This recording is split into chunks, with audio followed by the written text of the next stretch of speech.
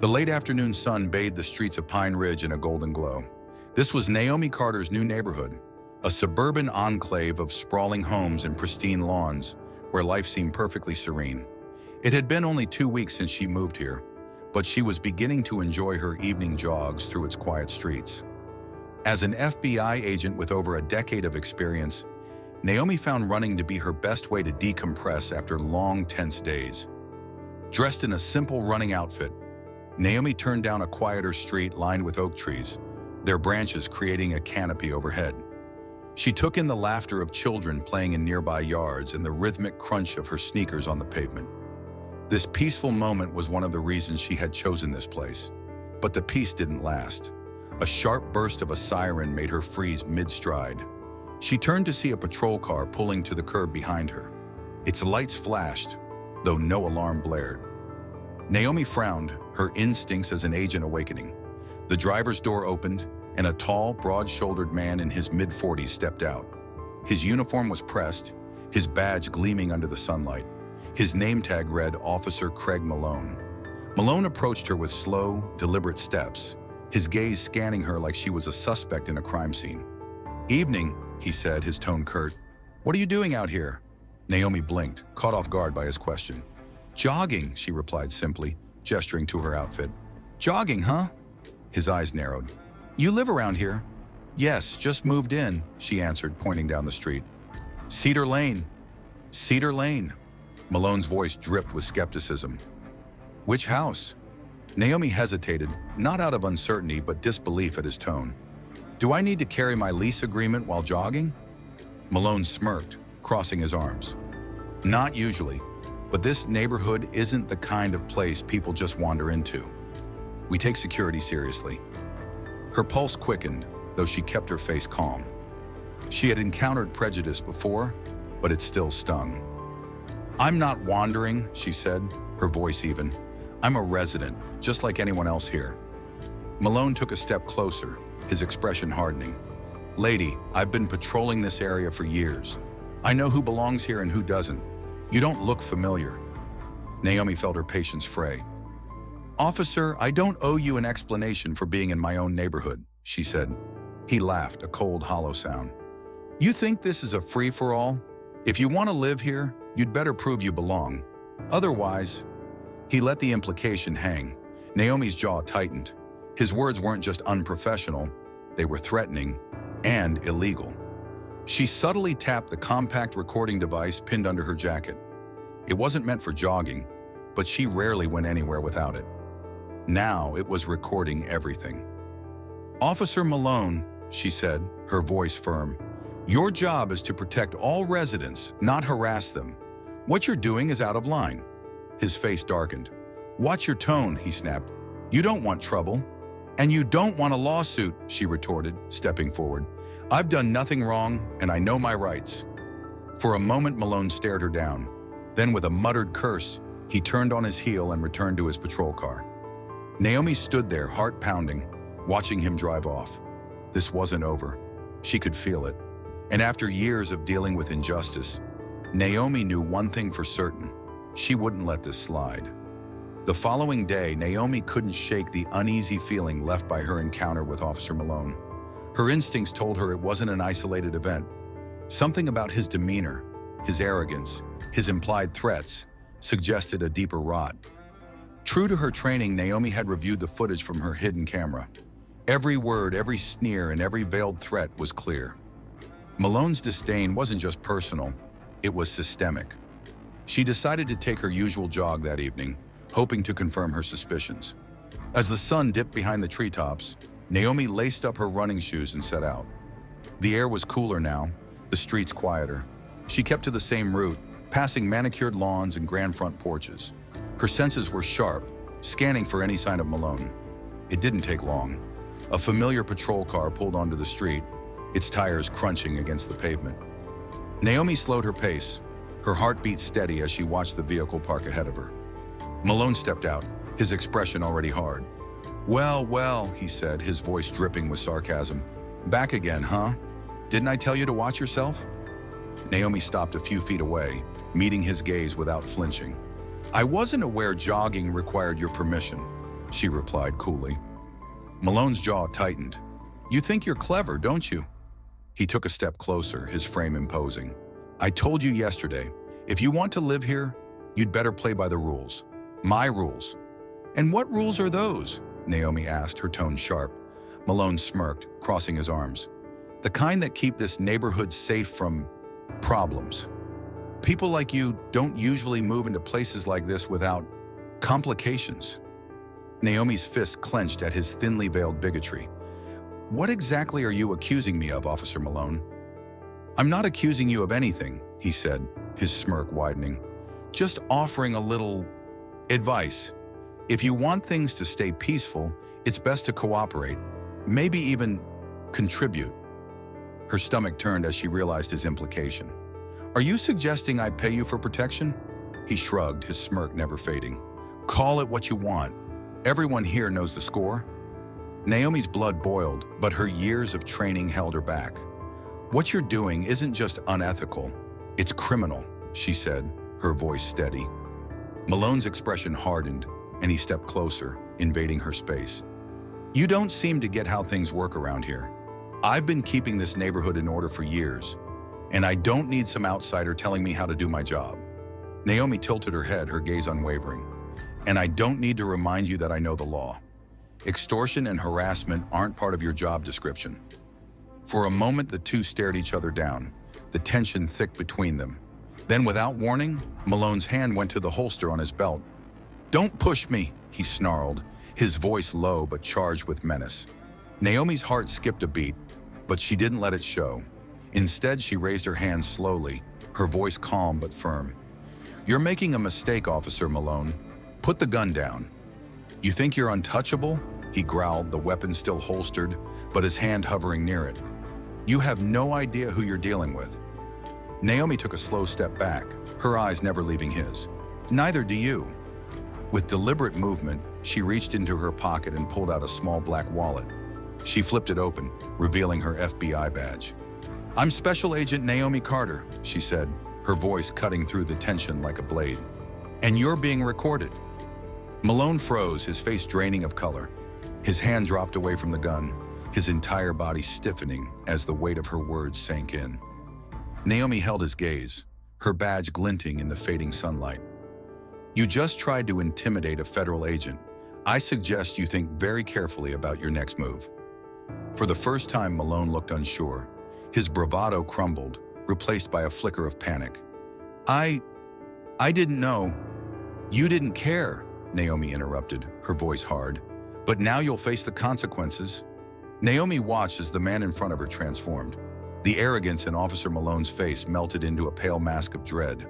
He took a small step back, his posture stiff, as if trying to regain control of the situation. You don't understand, Malone stammered, his voice a poor imitation of the commanding tone he had used earlier. This is all just a misunderstanding. No, Naomi said sharply, her badge still visible in her hand. There's nothing to misunderstand. You harassed me, attempted to extort me, and just threatened me with a weapon. It's all recorded. Malone's gaze darted to the hidden camera Naomi had pointed out, his jaw clenching. Beads of sweat began to form on his forehead. Look, he muttered, lowering his voice as though that would erase what he'd done. I'm sure we can work this out. Naomi raised an eyebrow, her calm demeanor unshaken. You're trying to negotiate with me now? After everything you just did? His mouth opened, but no words came out. Naomi took a step forward, closing the distance between them. Here's what's going to happen, she said firmly. You're going to stay right here while I call your superior, and then you're going to explain yourself. Malone's hand twitched at his side, and for a moment, Naomi thought he might bolt. Instead, he sank back against his patrol car, his head hanging low. Naomi pulled out her phone, dialing the number of the local precinct. The dispatcher answered quickly, and Naomi spoke with the precision of someone who had handled countless high-pressure situations. This is Special Agent Naomi Carter with the FBI. I need to speak to the precinct supervisor immediately. There was a pause on the other end, then the line clicked. A calm but slightly cautious voice came through. This is Captain David Briggs. How can I assist you, Agent Carter? Naomi gave him a concise account of the encounter, sparing no detail. I have everything on video, Captain. Your officer has not only overstepped his authority, but has committed acts of harassment, extortion, and intimidation. I need backup at my location immediately." Briggs was silent for a moment, then responded, his tone grim. "I'll send officers right away. Stay where you are." The line disconnected, and Naomi slipped her phone back into her pocket. She turned to Malone, who now sat on the curb, his shoulders slumped. "Do you have anything to say for yourself?" she asked, crossing her arms. He looked up at her, his face a mix of anger and shame. "You don't get it," he muttered. "I've been working this beat for 15 years. I keep this place safe." "Safe for who?" Naomi shot back. "Certainly not for people like me." The sound of approaching sirens cut through the air. Red and blue lights flickered against the growing shadows as 2 patrol cars pulled up. 2 officers, a man and a woman, stepped out, their expressions guarded as they surveyed the scene. "Agent Carter?" the female officer asked. Naomi nodded, pulling out her badge once again. "That's correct. Officer Malone here has committed multiple offenses, including threatening me with his weapon."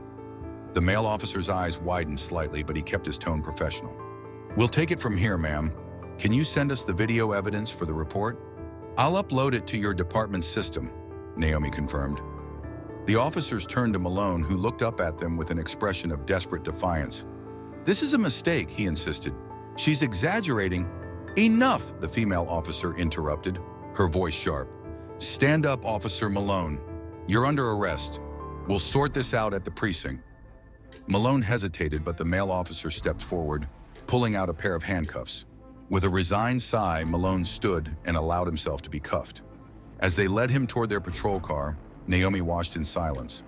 A small part of her felt a twinge of pity for the man. His career, and likely his life, was now in ruins. But a larger part of her felt vindicated. People like Malone weren't just a personal problem, they were a societal one. One of the officers stayed behind. "Thank you for handling this, Agent Carter. We'll make sure this is thoroughly investigated." Naomi nodded. "I'll be in touch. Make sure your precinct reviews the footage carefully. This isn't just about him, it's about ensuring accountability." The officer gave her a curt nod before heading back to his vehicle. As the patrol cars drove off, Naomi stood on the sidewalk, her heart finally slowing. The air was quiet again, but the weight of what had happened lingered. Naomi knew this wasn't the end. It was only the beginning. News of Officer Malone's arrest spread quickly through Pine Ridge. By the next morning, local media outlets had picked up the story, and the footage Naomi provided was already making waves. The video's clear evidence of Malone's abuse of power ignited public outrage, sparking heated debates about systemic racism and police accountability. At the precinct, Captain David Briggs was reviewing the video with a grim expression. Each word from Malone's mouth and every contemptuous glance he threw at Naomi painted a damning picture. As the footage ended, Briggs leaned back in his chair, rubbing his temples. "This is bad," he muttered to the lead investigator, Detective Laura Myers. "It's not just about Malone anymore. If he's been operating like this for years, we need to ask ourselves who else knew, and who let it happen." Myers nodded. "We've already begun combing through his case history. There are complaints on file, but they were either dismissed or quietly resolved. This could blow up in our faces if we don't handle it right." Briggs sighed. "We need transparency. Bring in everyone who's worked with him. I want a full internal review. And notify the district attorney. We're going to need to move fast on this." 2 weeks later, Officer Malone sat in the defendant's chair in a packed courtroom. His once imposing demeanor was now subdued, his uniform replaced by a plain suit. Naomi, seated in the audience, watched as the prosecutor, Assistant District Attorney Rachel Kim, laid out the case. "Your Honor," Kim began, her voice firm but measured, "this is not just a case about one officer's poor judgment. It is about the systemic failure that allowed Officer Malone to abuse his power unchecked for years. The victim, Special Agent Naomi Carter, has provided irrefutable video evidence of his misconduct, which includes harassment, extortion, and intimidation." Malone's defense attorney stood, his argument predictably thin. "Your Honor, my client has served this community for over 15 years. While he may have exhibited poor judgment in this instance, we argue that this incident does not reflect the totality of his service." Naomi listened, her jaw tightening at the attempt to downplay the gravity of what had happened. Kim wasted no time dismantling the defense. She played the footage for the court, every word and gesture from Malone underscoring his abuse of power. Gasps rippled through the audience when the video showed him reaching for his weapon. When Naomi was called to testify, she walked to the stand with calm resolve. "As an FBI agent, I've spent my career upholding the law," she began. But what happened that day wasn't just an abuse of authority. It was an attack on the very principles that law enforcement is supposed to protect. Officer Malone's actions weren't just illegal, they were a betrayal of public trust. Her words resonated. The jury looked visibly moved, and even the judge's stern expression softened. After days of deliberation, the jury returned with their decision. Guilty on all charges. The judge sentenced Malone to 4 years in prison, coupled with the loss of his badge and pension.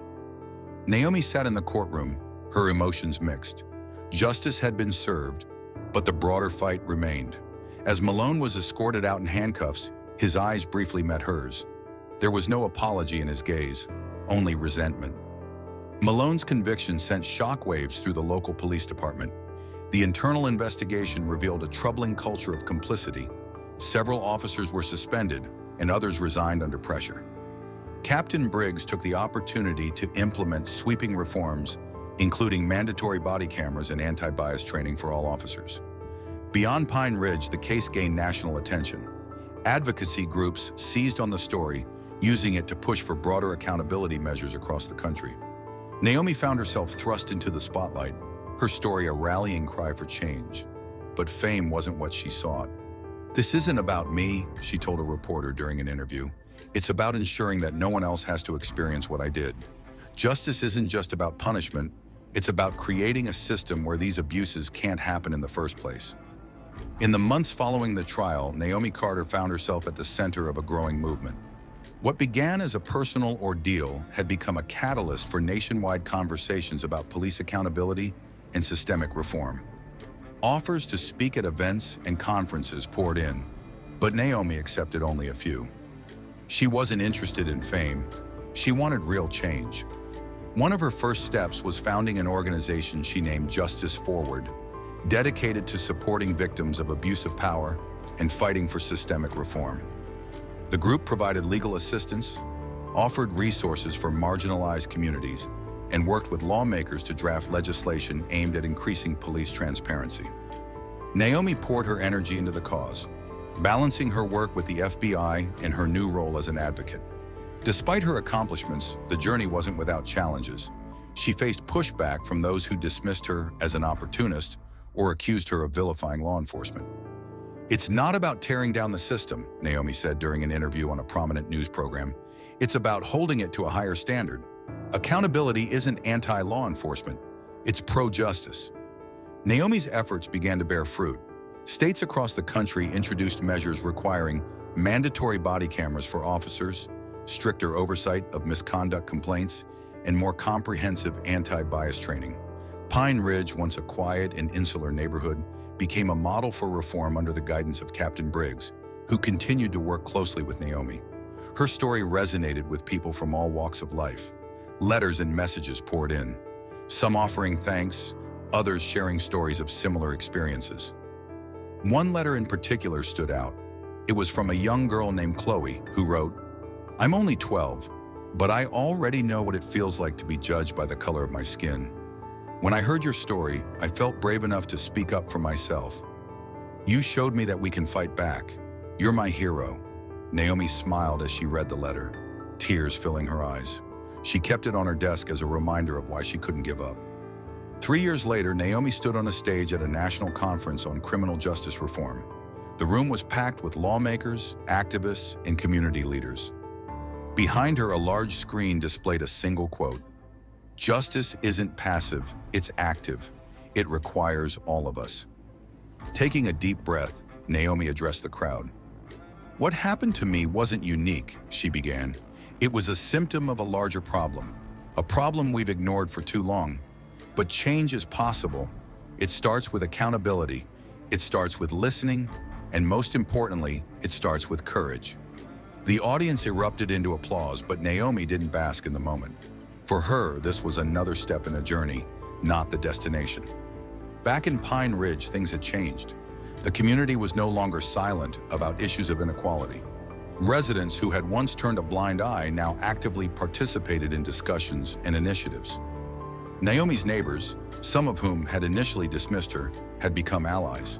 One evening, Naomi stood on her porch, looking out over her quiet street. A gentle breeze rustled the trees, and laughter from a nearby yard carried through the air.